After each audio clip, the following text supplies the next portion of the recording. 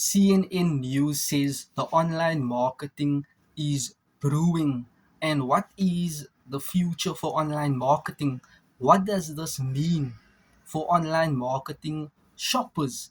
As you can see, millions upon millions of people are shopping online, and millions upon billions of dollars is being made online by companies Google, Amazon, Takealot, YouTube, Zoom, right? These are all brands and products people buy from these companies.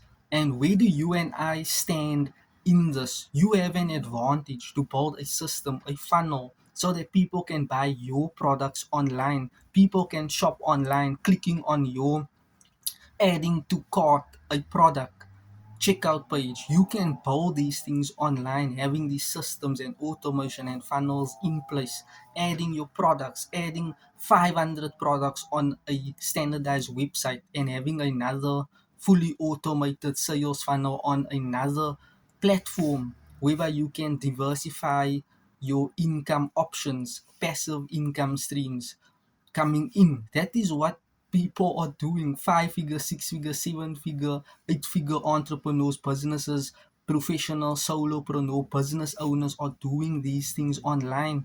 And CNN News says these things will just increase.